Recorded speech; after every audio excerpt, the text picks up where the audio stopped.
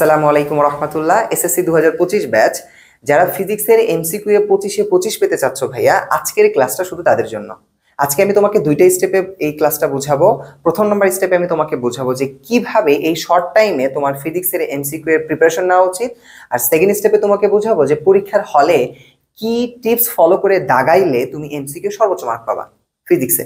ওকে, এটা কিন্তু তোমাকে বুঝাবো। প্রথম স্টেপে আসি যে ভাই এই শর্ট টাইমে আমার কিভাবে প্রস্তুতি নেওয়া উচিত।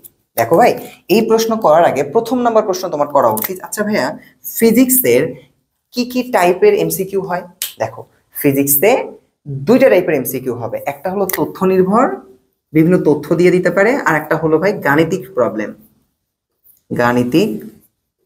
গাণিতিক প্রবলেম আমি বলতেছি, তথ্য নির্ভর প্রশ্ন এবং গাণিতিক প্রশ্ন কিভাবে সমাধান করবে এগুলো আমি পরে বলতেছি। একটু প্রথম আসো যে ভাই তথ্য নির্ভর প্রশ্নগুলো কি, এটা বলতে তোমাকে বোঝাচ্ছি ভাই আমি। অনেক সময় তোমাকে বলবে যে ত্বরণের মাত্রা কি, বা সরণের মাত্রা কি, বা ক্ষমতার একক কি, এরকম ছোট ছোট কিছু থাকতে পারে প্রশ্ন, যেগুলো তুমি দেখলেই পারবা।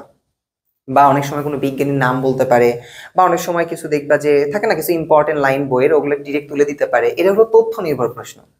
গাণিতিক প্রবলেম কি?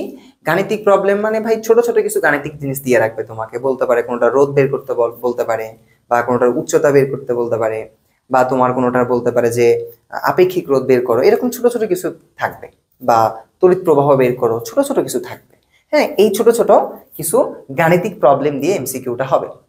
ওকে, এরপর আসছে হচ্ছে ভাই এটা না হয় বুঝলাম, কিন্তু এই তথ্যগুলো বা এই প্রশ্নগুলো এমসিকিউ গুলো কোথা থেকে আমি প্র্যাকটিস করব, বা এগুলো আমি কোথায় পাবো এটা একটু বলি। দেখো ভাই, এই যে তথ্য নির্ভর যে প্রশ্নগুলো আছে না, এই তথ্যগুলো কই থেকে পড়বা, এটার আসলে সত্য কথা বলতে বইয়ের কোনো বিকল্প নাই। বইয়ের কোনো বিকল্প নাই। বইয়ের যে ইম্পর্টেন্ট লাইনগুলো আছে, গুরুত্বপূর্ণ তথ্যগুলো আছে, ওগুলো তোমার অবশ্যই জানা উচিত। এটা বইয়ের কোনো বিকল্প নাই। এখন যাদের দাগানো বই আছে দাগানো বই পড়ে ফেলবা। এখন অনেকেই বলতে পারো ভাই আমি তো শেষ সময় আসছি, আমার কাছে তো ভাই দাগানো বই নাই, এখন আমি কি করব। তাদের ক্ষেত্রে বলি, তুমি বইয়ের যে ইম্পর্টেন্ট তথ্যগুলো আছে, যদি কারো নোট থাকে নোট থেকে শেয়ার করো, বা কারো দাগানো বই থেকে নিয়ে একটু পড়ার চেষ্টা করো। যদি তা না থাকে, বিভিন্ন গাইড আছে, বিভিন্ন টেস্ট পেপার আছে, যেগুলো থেকে দেখবে প্রত্যেকটা অধ্যায়ের শুরুতে গুরুত্বপূর্ণ তথ্যগুলো দেয়া আছে।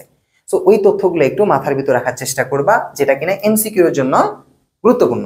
ওই তথ্যগুলো আমি আবারও বলতেছি, বইয়ের কোনো বিকল্প নাই, বই তো লাগবেই। যদি বই না থাকে ওই রকম দাগানো বই, তাহলে ওইগুলো হেল্প নিতে পারো।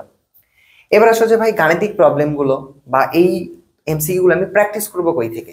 দেখো, এই প্র্যাকটিসের জন্য 2 নম্বর স্টেপে কি করবা, তুমি যে বিগত বছর আছে না, বিগত বছরের 2 থেকে 3 বছর, বেশি না 2 থেকে 3 বছরের এমসিকিউ গুলো সকল বোর্ডের কোনো কথা ছাড়াই ঠাড়া প্র্যাকটিস করতে থাকবা। খাড়ার উপর প্র্যাকটিস।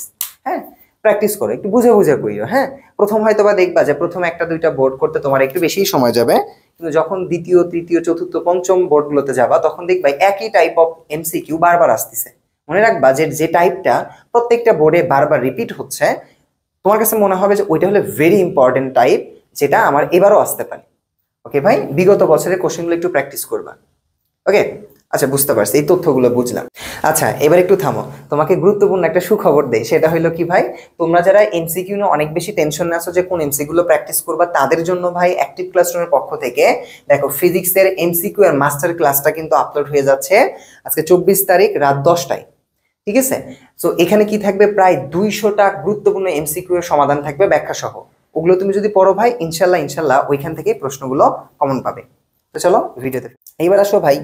এখন আছি ভাই, এটা আমার প্রিপারেশনটা নিয়ে ফেলছে, এখন যখন আমি এক্সাম হলে যাব, ওই এক্সাম হলে গিয়ে আমি কি করব, কিভাবে অ্যান্সার করব। দেখো, এক্সাম হলে গিয়ে তোমাকে 3টা স্টেপে অ্যান্সারগুলো করতে হবে। কয়টা স্টেপে? 3টা। প্রথম নাম্বার স্টেপ, দেখো এক্সাম হলে তুমি চলে গেছো, এক্সাম হলে তুমি গেছো, তো এক্সাম হলে যাওয়ার পর যখন তোমাকে ওএমআর শিটটা দেওয়া হয়েছে, প্রশ্ন দেওয়া হয়েছে, তো প্রথম নাম্বার কাজ, যখন তুমি ওএমআর শিটটা পাইছো, পাওয়ার পর সবকিছু তখন ভট করছো, রোল রেজিস্ট্রেশন, এরপর কাজ কি ভাই, যখন তুমি প্রশ্নগুলো পড়া শুরু করলা, যেগুলো তথ্য নির্ভর প্রশ্ন আছে না, যেগুলো তুমি 100% পারতেছো, ওই প্রশ্নগুলো কোনো কথা ছাড়াই একবার পড়তেছো, পড়ার সাথে সাথে একদম ওএমআর শিটে এরকম সুন্দর করে বৃত্ত ভাগ করে ফেলবে। 1 এর এটা, 2 এর এটা, 3 এর এটা, এরকম যেগুলো পারো 100% ওগুলো তুমি দেখায় ফেলবা একদম কোনো কথা ছাড়া, যেগুলো তুমি দেখার সাথে সাথে পারতেছো। ওকে, বা কিছু দেখবে যে ছোট ছোট গাণিতিক প্রবলেম থাকবে, যেগুলো তুমি মুখে মুখে ক্যালকুলেশন করতে পারবা, বা ক্যালকুলেটর চাপলে অ্যান্সার করতে পারবা, অত সময় নষ্ট হচ্ছে না, ওগুলো তুমি ডিরেক্ট অ্যান্সার দাগায় ফেলবা। এরপর তুমি দেখবা কিছু টাইপ অফ ম্যাথ থাকবে বা কিছু বেশি না 3 থেকে 5টা বা 3 থেকে 4টা এরকম গাণিতিক প্রবলেম থাকবে, এগুলো অনেক বেশি তোমার মাথা একদম আউলায় ফেলবে।